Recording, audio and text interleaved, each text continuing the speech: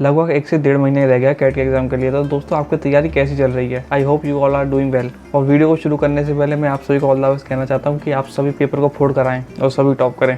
मुझे विश कर देना। तो इस वीडियो में मैं अपना डेली शेड्यूल बताने वाला हूँ कि मैं सुबह से लेकर रात तक क्या करता हूँ। तो मेरी सुबह करीब 8 से 8:30 बजे तक होती है। ऐसा नहीं है मैं लेट उठता हूँ, जरा सुनते जाओ मेरी बातें। तो 8 से 8:30 बजे उठकर मैं सबसे पहले नहाता हूँ, फिर मंदिर जाता हूँ ताकि पॉजिटिविटी मुझ पर कायम रहे, क्योंकि सब कुछ नेगेटिव चल रहा है अभी तो दिमाग में। और जैसे जैसे एग्जाम पास आ रहा है उतनी ज़्यादा एंग्जाइटी बढ़ती जा रही है। तो इस चीज़ से निपटने के लिए शिव जी का आशीर्वाद बहुत ज़्यादा ज़रूरी है। और फिर मैं डेली मंदिर से आकर अखबार पढ़ता हूँ और उसके बाद थोड़ी बहुत एक्सरसाइज करता हूँ। और इसमें मुझे करीब 11 बज जाते हैं। और फिर 11 से 1 बजे तक मेरा VRC का सेक्शन चलता है। और इस बीच में मैं करीब आधे घंटे का गैप भी ले लेता हूँ खाना खाने के लिए। अब इंजन चलाना तो इसमें पेट्रोल तो भरना पड़ेगा ना। और मेरा VRC का सेक्शन बहुत ख़राब चल रहा है। मैं मतलब जो भी पैसेज करता हूँ उसमें मेरे 2 सही होते हैं और 2 हमेशा गलत होते हैं। मुझे अभी तक पता ही नहीं चलता कि मैं क्या गलती कर रहा हूँ। और इससे पहले मुझे पैसेज समझ तक नहीं आता था, तो अब तो समझ में आने लग गया है। और अब क्वेश्चन परेशानी देते हैं। और कभी कभार जब चारों क्वेश्चन सही हो जाते हैं तो बहुत ज़्यादा खुशी होती है। और आपकी क्या हालत है ये भी शेयर करें। और आप क्या क्या इंप्रूवमेंट्स कर रहे हैं और कैसे कर रहे हैं ये भी बताएं कॉमेंट करके। और मैंने ये भी नोटिस करा कि मेरा RC का पैसेज वही सबसे ज़्यादा अच्छा होता है जिसमें मेरा इंटरेस्ट है। जैसे कोई टैक्स से रिलेटेड चीज़ आ गई या फिर और कोई चीज़ जो कि मुझे पसंद है। और मेरे ख्याल से ये सबके साथ ही होता है। बाकी ज़्यादातर तो उसमें टॉपिक बोरिंग ही है। पता नहीं क्या क्या दे रखा है, समझ ही नहीं आता कहना क्या चाहते हो और क्यों कह रहे हो ये सब। मतलब मैंने आज तक कोई सामने से नहीं देखा ऐसी बातें कहता हुआ। इतनी अजीब मतलब सर के पार। आपको क्या फील होता है ये भी बताएं। मेरा तो कुछ ये एक्सपीरियंस रह रहा हूँ VRC के साथ। और फिर मैं पूरा दोपहर का टाइम करीब 1 से 5 बजे तक LRDI को देता हूँ, क्योंकि LRDI मोस्ट डिफिकल्ट पार्ट है कैट एग्जाम का। और ये भी कहा जाता है कि LRDI के लिए आपको क्वांट प्लस वार्क में दोनों में इंटेलिजेंट होना पड़ता है, फिर जाके आपको LRDI अच्छे से आती है। और ये मेरे ख्याल से सही भी है, क्योंकि कभी इतने बड़े बड़े पैसे जाते हैं ऐसा लगता है RC का पैसे दे दिया इसमें, ये है ही नहीं LRDI। और मैं इसको मैक्सिमम टाइम भी इसलिए दे रहा हूँ ताकि ये मुझे समझ में आने लग जाए, क्योंकि बहुत डिफिकल्टी फील कर रहा हूँ मैं इस चीज़ में। और वैसे कल मैंने कैसलेट्स के थोड़े बहुत प्रॉब्लम सॉल्व करे थे तो वो मुझसे सॉल्व हो गए। मैंने टेबल भी बना दी खुद। तो कल ऐसा लग रहा था जैसे मैंने टॉप कर लिया कर एग्जाम में। इजीली सॉल्व हो नहीं पाते हैं मुझसे, इसलिए। हाँ, कहाँ थे हम?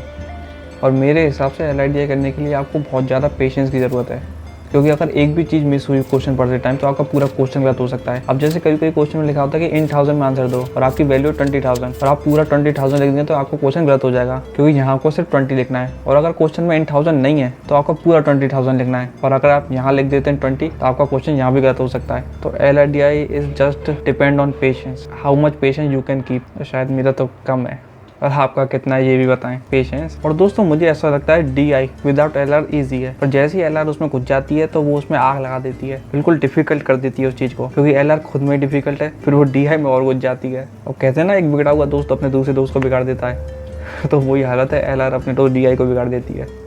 और फिर 5 बजे मैं LRDI खत्म करने के बाद टी ब्रेक लेता हूँ, जिसके बाद मैं थोड़ा छत पर टहलने चला जाता हूँ ताकि मुझे फ्रेश एयर मिले। और मैं वहाँ दीदी के लगाए हुए पौधों में पानी भी डालता हूँ, जो कि काफ़ी पॉजिटिव वाइब देते हैं। और ऐसे ही करीब 7 बज जाते हैं और 7 से 8 करीब मेरा एडिटिंग में चला जाता है। और फिर इसके बाद मैं करता हूँ दोबारा LRDI 9:30 बजे तक। और फिर 9:30 के बाद मैं फैमिली के साथ टाइम स्पेंड करने नीचे चला जाता हूँ, जहाँ मैं उनके साथ खाना भी खाता हूँ और कुछ सीरियल्स भी देखता हूँ, जैसे कि ये रिश्ता क्या कहलाता है और झनक, जिसका हीरो बहुत ज़्यादा हैंडसम है।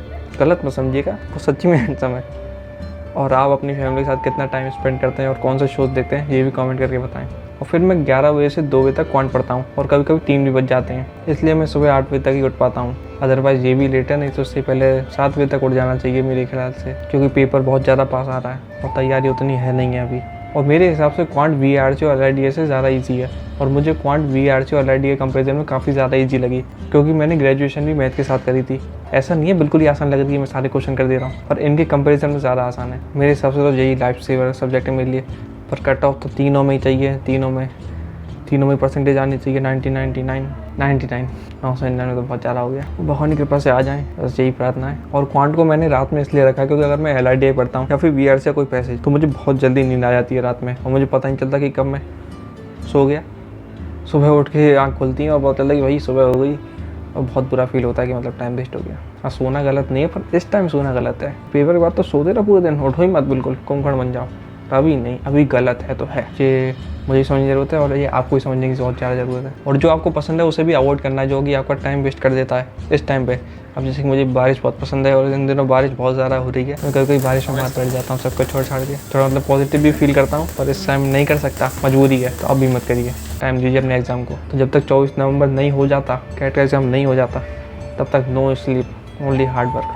तो यही था दोस्तों मेरा पूरे दिन का 8-9 घंटे का पढ़ाई का शेड्यूल। और आपका शेड्यूल कैसा, कमेंट करके बताएं। आप कितना टाइम किस सब्जेक्ट को देते हैं और पूरे दिन में कितने घंटे पढ़ते हैं, ये कमेंट में बताएं। और वीडियो में आपको सबसे ज़्यादा इंटरेस्टिंग पार्ट क्या लगा, ये भी कमेंट करके बताएं। और वीडियो अच्छी लगी तो सब्सक्राइब भी कर दें। बहुत अच्छा लगा आप सभी से बात करके। ऑल द बेस्ट, फोड़ दो कैट में सब 99% लाओ, ताकि गवर्नमेंट को और IIM बनाने पड़े और अपने घर का नाम रोशन करो। बाय।